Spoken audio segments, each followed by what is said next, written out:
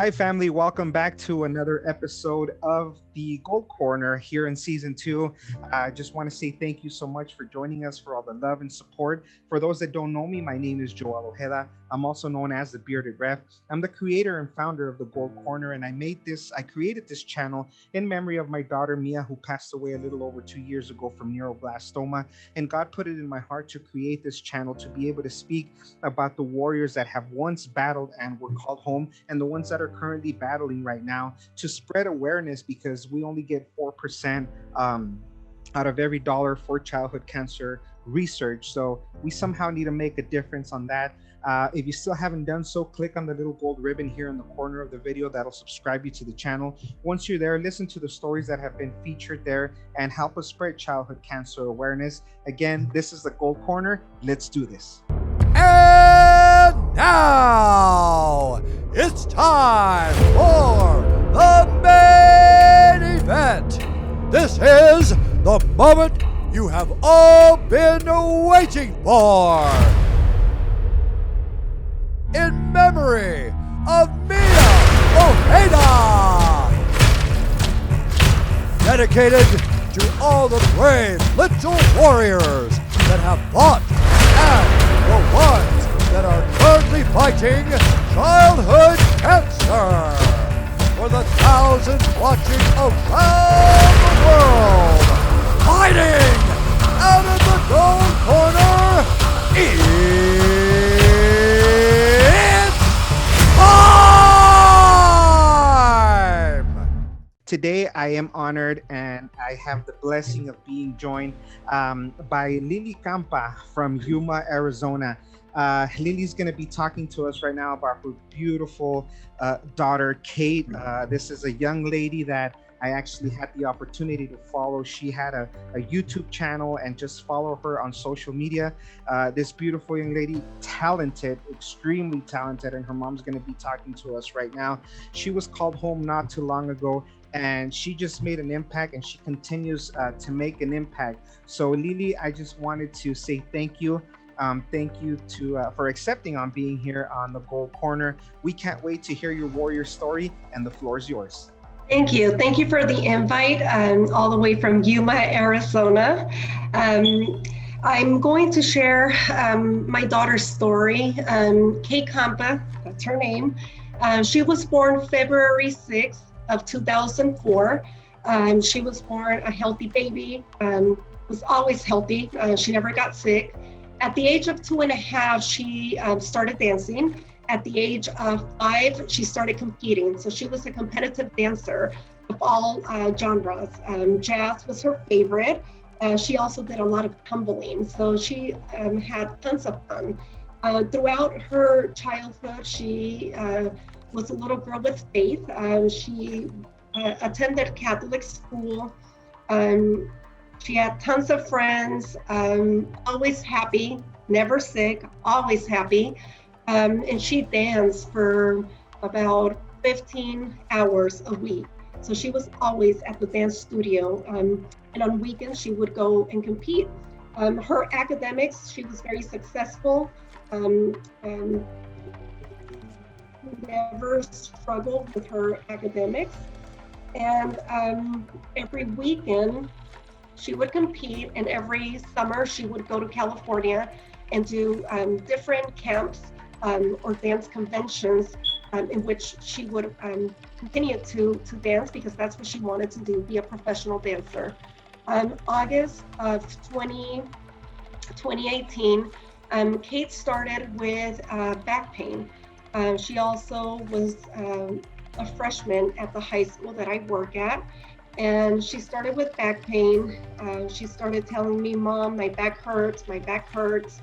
In July, she had done a camp in which they would dance about 8 hours a day, and she would come back to the hotel and fall asleep. I didn't think anything of it, simply because she was a growing teen, going to be a freshman, and I thought she's just tired after dancing for 8 hours. August, she started her freshman year, and she kept on complaining about her back. My husband took her to the emergency room, and They just said it was swollen muscle, gave her medication. She came back home. October 29th, she actually had another x-ray done at the emergency department here in our hospital. And again, there was nothing really seen, just swollen muscle. So she started physical therapy from November 15th of 2018 all the way through December 3rd of 2018. We were very lucky to have a good partnership with her pediatricians and her physical therapist, that they communicated and they thought it would be best for her to get an MRI. She had an MRI on December 6th of 2018. And as we were driving home, back home from the MRI, we get a phone call from her pediatrician, Dr. Crawford, and he asked if we could meet him in the office. It was around 4:35, and I thought that was weird. My husband, he was driving, and he said, "Don't worry, it's probably something that it's gonna be fine." We didn't think anything of it. The only thing that I could think about was how she slept a lot and how she complained about her back pain and how she had done physical therapy for almost a month and nothing seemed to help. As we were driving through the pediatrician's office, she was missing a lot of her dance, and she was a little bit not very happy that she was missing dance because she needed to sit out so that she could heal her muscle, because that's what we thought. We thought it was muscle pain. When we got to the pediatrician's office, he said that he wasn't a doctor to tell us what type of tumor he saw, but he noticed that there was something on his on the MRI images from Kate's MRI that same day, and he felt that we needed to start driving to Phoenix Children's Hospital, which is about 2.5 hours away from Yuma, Arizona, because he believed it was a tumor, but he couldn't tell me anything else because that's not his specialty. He did say, start driving tonight, and tomorrow morning there is a Dr. Williams, who will be meeting with you, and he will have a team of doctors to meet with you to talk about what I believe is a tumor. We left that night. We stayed at my brother's house. The following morning, we got up. We went to Phoenix Children's at 7:30. They met us in the emergency room, and after that, they took us to the 7th floor. When they told me that the 7th floor was the HEMOC, the cancer floor, I thought, okay, here we go. Something's going on. At that point, they started running a lot of tests on her body. Kate she was always very petite, very small little girl, even though for her age, being a freshman, she was very small. So I never thought that her being less than 100 pounds was the problem, because she was always a petite young lady. On December, all the way from December 7th through December 11th, they ran a lot of tests. On December 13th, they finally gave us the official diagnosis of Yuma sarcoma. So at the age of 14, December 13th of 2018, Kate Campa, our daughter, was diagnosed with Yuma sarcoma. I'm sorry. It's hard. And I think the hardest part was knowing that she was so healthy, and that how could I have missed all the signs? But at the same time, I know that I didn't miss them. We tried doing everything we could. I know my husband took her, I'll never forget, I was at work, he took her to the emergency room. We never thought that it was anything that had to do with cancer. At the time, we had no idea what cancer was. I heard about cancer, but I really didn't know. And I never knew that my daughter would be a victim of cancer. So December 13th, it was her official diagnosis, and she did 14 cycles of chemotherapy. I have to say that I'm pretty disappointed that her medication was 30 years old.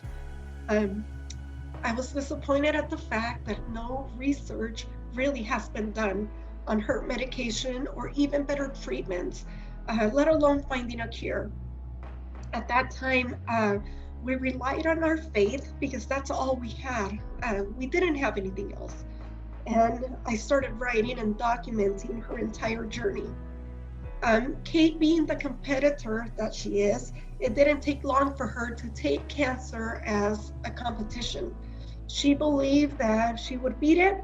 She believed that she would win because that's what we do. We go out there and we win, just like all of her dance competitions. We often asked ourselves, why us? Why her? She was so healthy. She was academically a very fine student, not perfect by any means, but she was, in my eyes, in our eyes, my husband and I's, she was our perfect little girl.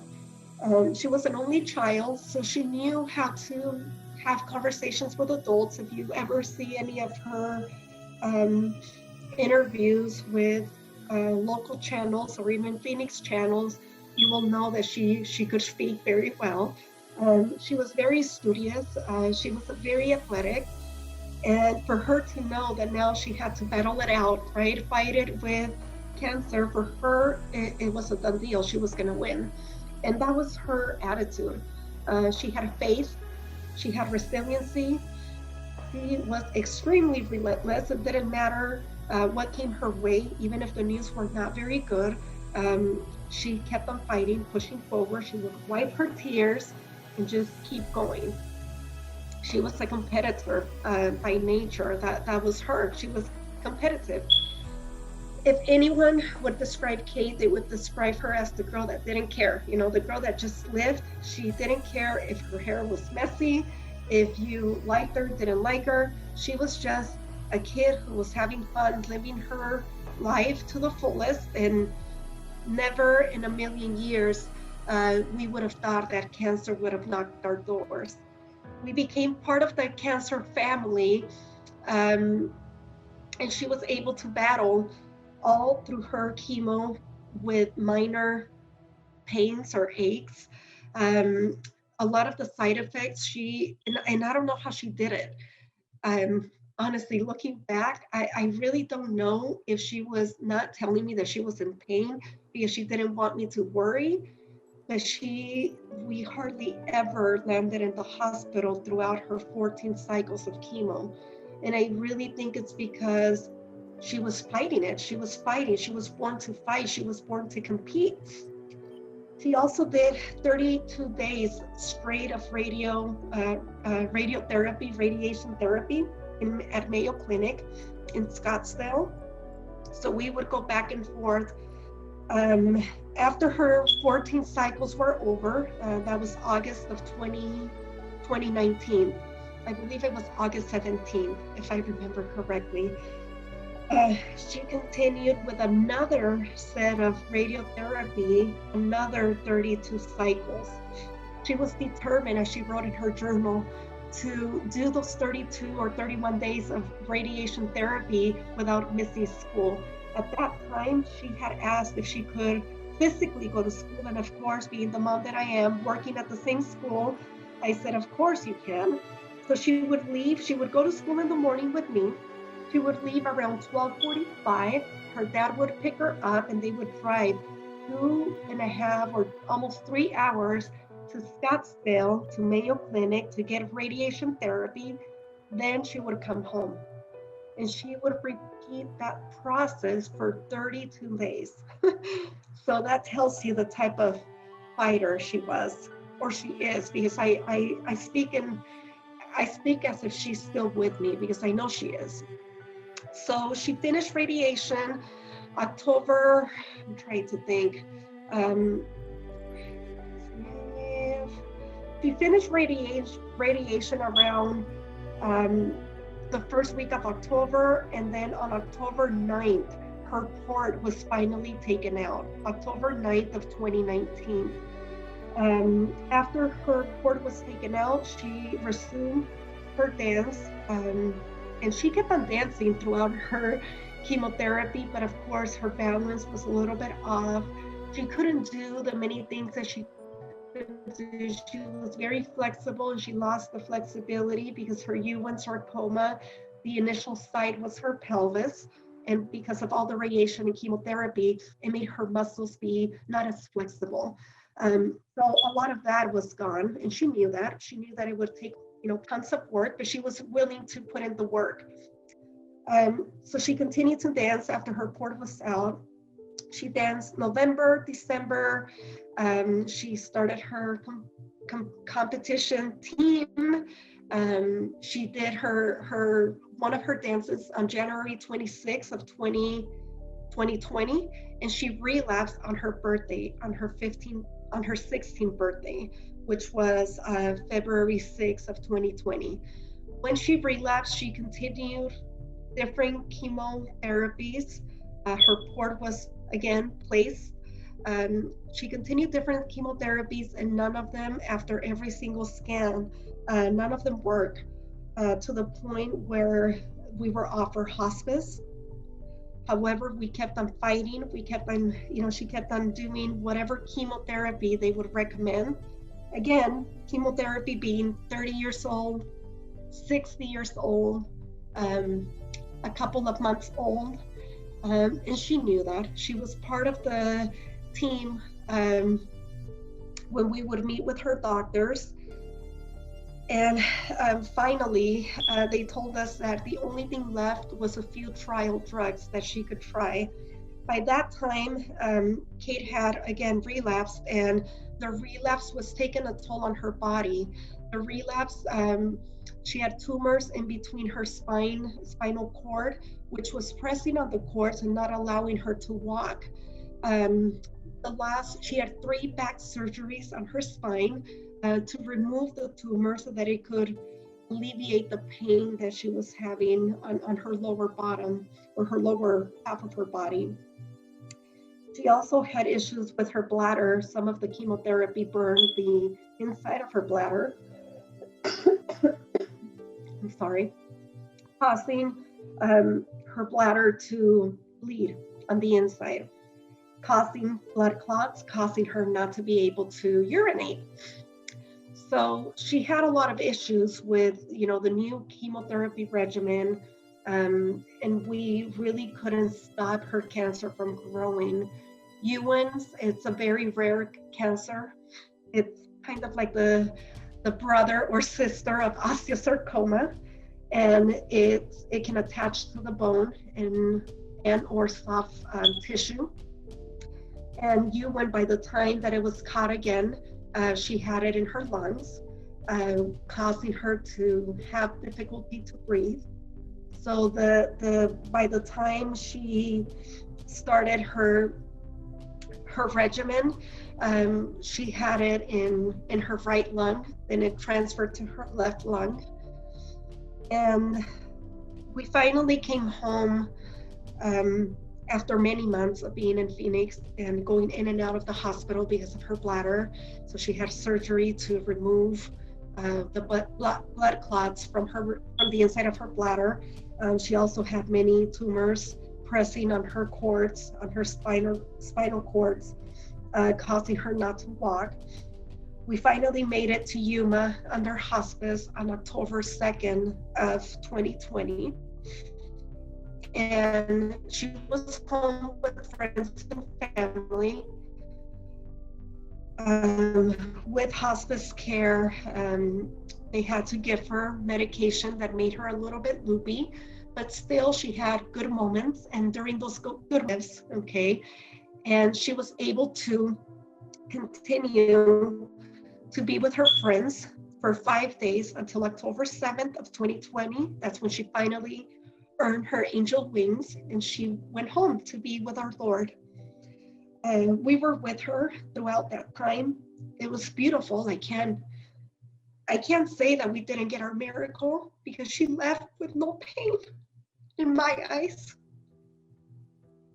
This is hard. It's hard to talk about, but I know that she left, and she left happy. She left beautiful. She left like an angel.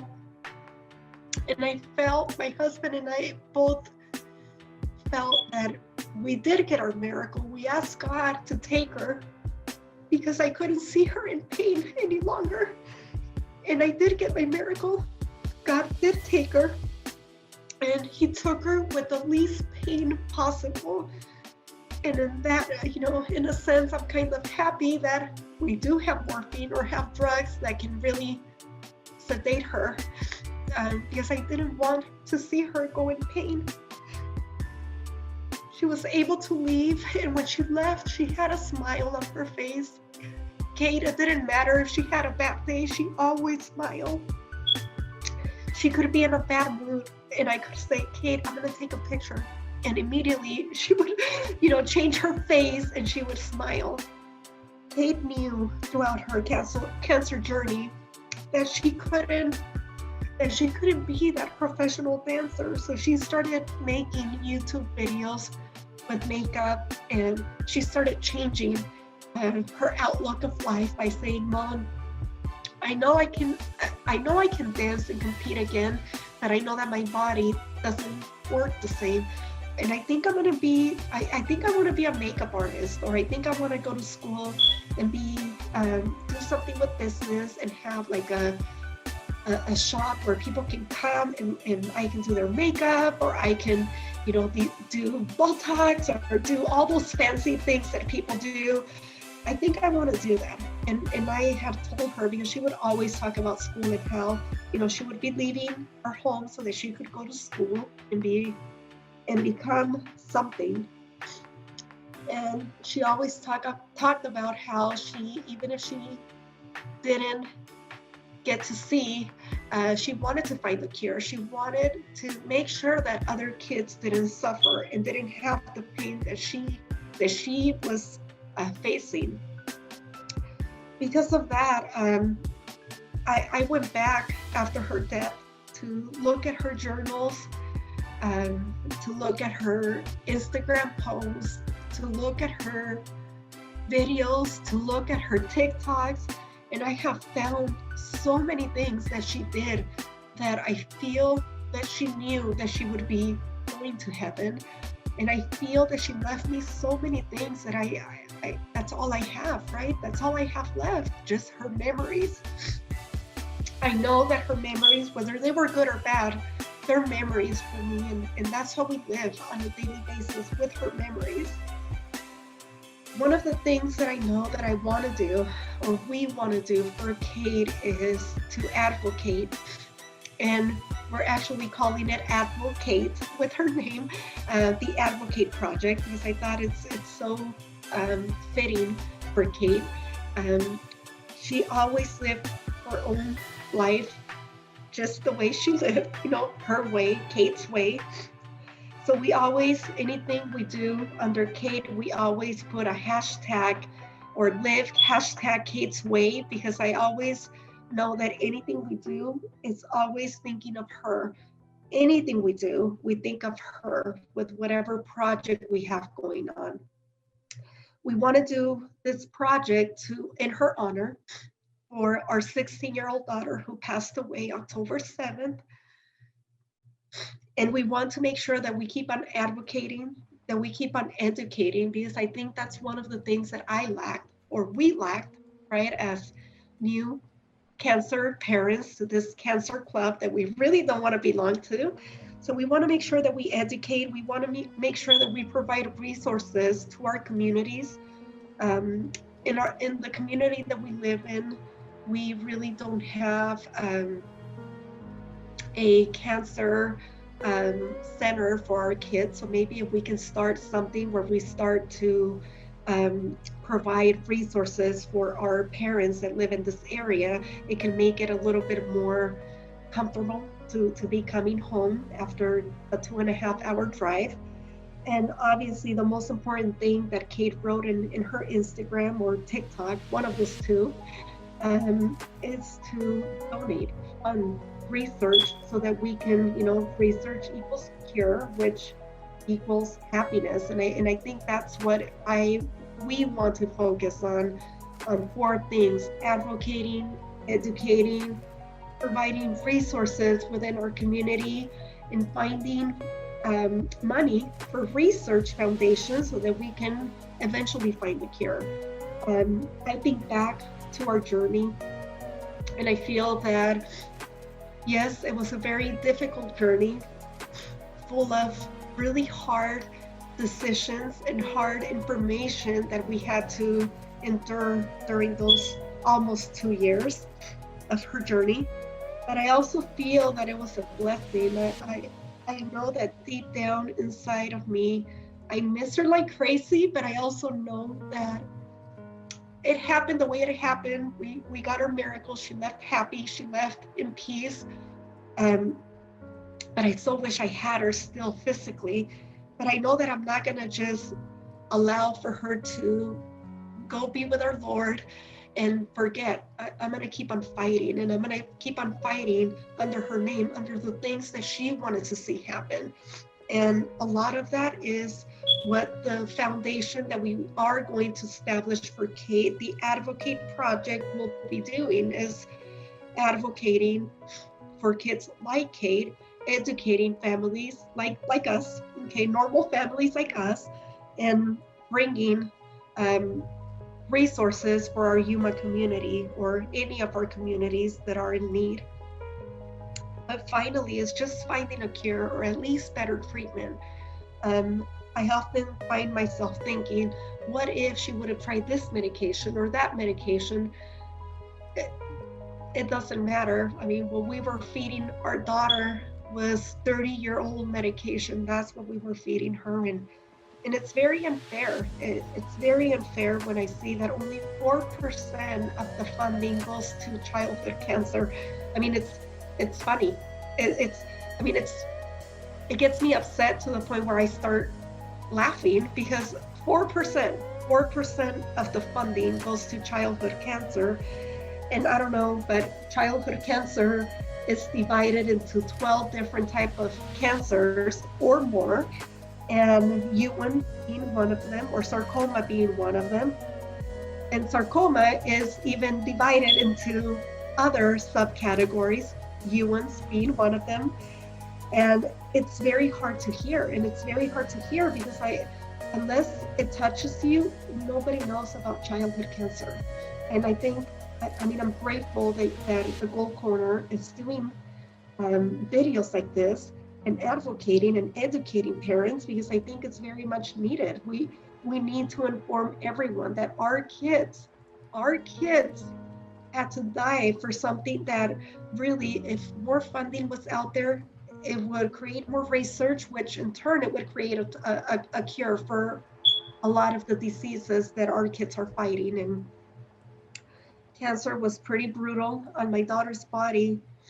And I'm sure, I'm sure I'm not the only one. And when I ask the why us, I often find myself thinking, well, why not? My daughter was just a normal kid. We were I guess, normal family. Why not? Why not us?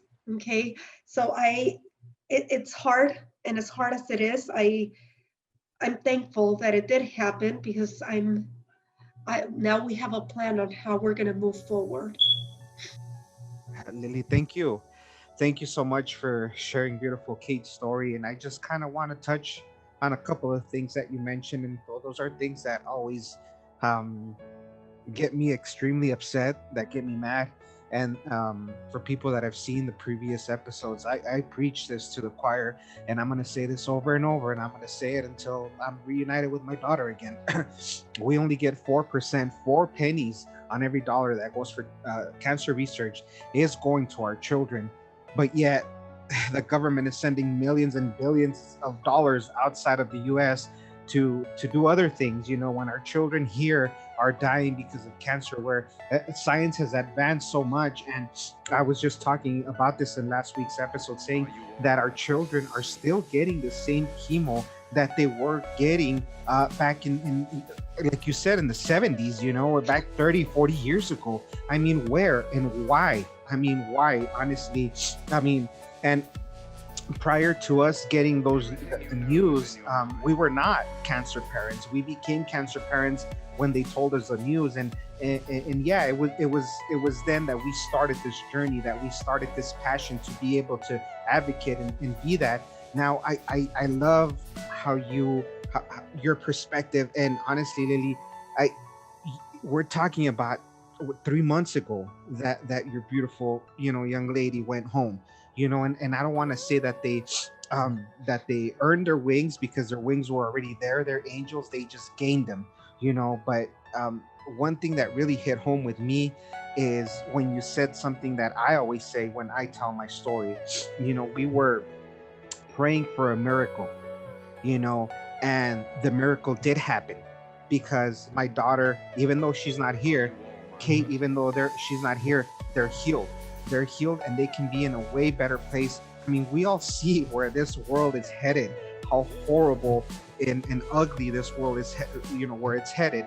But they're in a perfect place right now. They're waiting for us, and I like that we did receive our miracle. Maybe not the way that we wanted it, or the way we were expecting to receive a miracle, but we did. Mia told me the night before she left that she was healed. 3 times she told me she was healed. So I know exactly. I mean, it does hurt because they're not here with us, and I've had people ask me, what do you think hurts more, is losing Mia when I did, 2 weeks before her 3rd birthday, or having them grow up and be teenagers like Kate at 16. Either way, a parent should never, ever, ever have to bury their child. We should never have to go and pick out a casket or what kind of clothes they should be buried in. That is something that's just inhumane and shouldn't, it shouldn't be like that. But yes, we only get 4% funding. That's all we get. And most, if not all, of the chemo that our children are getting is adult chemo, just in a lower dose, because they have not had any progress when it comes to childhood cancer and all that chemo that's going on there. And it's just, it's horrible. It is. And thank you that you're doing this advocate program. And once you have everything running up and established, please let us know, because we would love to partner up with you. You have the Gold Corner here. You have 100% of our support, and thank you. And thank you for doing that, for being that advocate. And one thing that I tell parents, and I know you're going to agree with this, a lot of people think childhood cancer is that famous name hospital that I'm not going to name, and people think that is what childhood cancer is, but you need to do your research when you are donating to these organizations or to other organizations. And that is exactly what I wanted to do with the Gold Corner, because again, if you're paying to these big hospitals, big name hospitals, big companies, we don't know where that money is exactly going. Yeah, they're saying it's going towards research and towards that, but let's be honest, how much of that is actually going to pay the CEO, or how much of that is going to build a new parking lot, or how much is that going to build a new whatever it is, and there's a lot of great nonprofit organizations that parents such as us have created, and we know exactly where that money is going to. And that's also why I wanted to create this, so you can do your research and be able to in a smart way donate to where it needs to be donated. So that is what you're going to hear me preach. That is what you're going to be hearing me say. Lily, I know this is just recent for you, and again, I kudos to you, because it took me almost 2 years after my daughter passed to be able to even speak about it, because I was not ready. I mean, you're only 3 months out, and that takes a lot, but our children deserve and need to be talked about. Like you're saying, they did not go through this in vain. We did not shed tears in vain, because like you said, why not us? Yeah, there's a lot of why. And this is the way I see it now is, God allowed me and us to go through this because there's a higher purpose. And I remember when Mia was going through her treatments, I would just say, God, thank you. You chose us. You chose me. For what purpose? I don't know. Now I'm realizing that purpose, and I know that why that purpose is. Yeah. There are a lot of children out there who don't have a voice, and we are that voice for them now. We will be that Exactly. voice, and we're going to continue being that voice. Lily, if you could just share with us what, um, again, you're fresh in this journey. What advice would you give parents that are going through the same thing, parents that are battling with their children, and I even ask parents that have perfectly healthy children, what kind of advice? What would you tell them? What would you tell our viewers here? One of the things that I would tell the viewers is the number one thing that I did on the first day that we landed at the hospital, the very first day, even before she was diagnosed, is to get yourself a notebook and document the heck out of the journey, good or bad. Good or bad, document, because that's the only thing, and hopefully no one will conclude their journey the same way that we concluded our journey, because it hurts. Even though we got our miracle and she died in peace and we are at peace, it hurts. And yes, there were times when I said a couple of things to God, and then I had to apologize to myself to God, because I was pretty upset. But I have to say is to document your journey. Document your journey would be the number one thing that I would recommend all parents. Make sure that you ask questions. Anything, if you have any doubt about anything, ask questions. It's really easy. We all have cell phones. Google the information if you are in doubt. However, don't Google everything you see, everything you do, because everyone has a different journey. And just because you see, don't focus on the numbers, don't focus on the percentage, because at the end, who will make the determination of what's going to happen in your journey is God. It's not us. It's not the numbers. It's not the research. So yes, include your child in the conversation, but also make sure that you establish those boundaries between you and the doctor to make sure that conversations remain as positive, even as when you're coming home on hospice, that you remain positive. Just because you're coming home on hospice, it doesn't mean that you're coming home to die. You never know. In my opinion, it's God who has the final say of what happens. The other thing is to make sure that you're making memories, good or bad. Make memories. Another good way to document your memories is by taking pictures. Take pictures of your kids. Make those memories with your kids. Don't wait until they're in their final stages to start taking pictures. Be a family, show them love, endless love, unconditional love. I know with having a 16-year-old, 15-year-old, 14-year-old, they get into their little moods because that's pretty normal. You're just gonna have to be patient. And again, my number one advice would be to trust God, document your journey, and make sure that you make memories, good or bad. Those would be my 3 top recommendations. And of course, talk to the families around you. Try not to only keep the conversation about cancer, because it can get really bad really fast. That would be my best advice that I could give families. What about a family that has perfectly healthy children? I've had a lot of families reach out to me and tell me, Joel, thank you. Even though my child does not have cancer, but your story and what you're doing with the channel has really brought us closer as a family. What would you tell a family like that with perfectly healthy children? A family with healthy children, a family who's stable, or any family, I would tell them just to look for any signs. Make sure that you're advocating for your own. If you see anything that's going on with your child, make sure that you contact the pediatrician right away.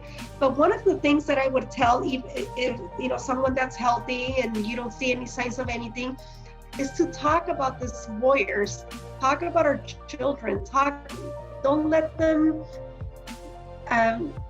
don't forget about them, because their stories, it's what is going to be educating other families. Kate's story, Mia's story, anyone's story could help another family or just educate another family on childhood cancer. Um, Talk about them, talk about their journey. We took pictures and we did a lot with Kate when it came to pictures because I didn't want that to be in vain. I wanted people to look at her bald head and look how beautiful it is and talk about it. And talk about it with, the reason why she has no hair. It's okay to say my child has cancer or Kate who had cancer, and talk about her cancer journey. I think that would be the biggest help to all of us is just to educate others on childhood cancer. Perfect. I think you said it best, Lily. And where is it on social media? Where is it that people that and our viewers that want to know a little bit more about? I know we already put some of Kate's pictures here in the video, but if they want to know a little bit more, is there a Facebook page, an Instagram page, or anywhere that they can go and know and see what you all are doing with this great organization that you guys have? So again, we just started the Advocate project. We're still in the middle of setting up paperwork for all of that. But they can get information regarding Team Kate, which that's where probably a lot of her Advocate project information will go on.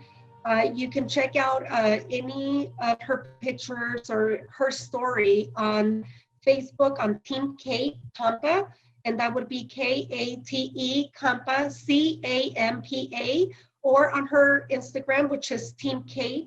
And again, everything is there from pictures to videos to anything they would like to see. She also had a private or her own personal Facebook, and I know she gets messages on there because her phone is still active and I can see her phone going off, and that would be Kate Campa, that was her name. Her TikTok has a video on cancer, and again, that would be Kate Campa, and I believe the last name, she has it under CAMPAA, and she also had YouTube videos. There's one YouTube video on getting to know me, and she's putting on makeup, just talking about her and her being diagnosed with Yuma sarcoma. Yes, and that's one thing that I was going to mention is that YouTube channel that she had, because that's where I would see about her and everything that she would do, her little makeup tutorials, and that's how I got to know Kate and that beautiful smile and her answering questions that people had. There's a video up there, so we're going to go ahead and be putting all that information here in the description of the video, so you can check out this beautiful, beautiful, beautiful young lady and what she was all about. So. Once again, from Yuma, Arizona, I'm sorry. Lily, thank you so much for having joined us at the Gold Corner. Welcome to this family. I tell people we are a broken family, but we are broken together. And once we're broken together and we're here to help each other out. So just wanted to say thank you once again for taking the time and joining us for this week's episode of the Gold Corner. Live each day to its fullest because tomorrow's not promised. And just hold on a little while longer because we're almost home. God bless you, and we'll see you next week.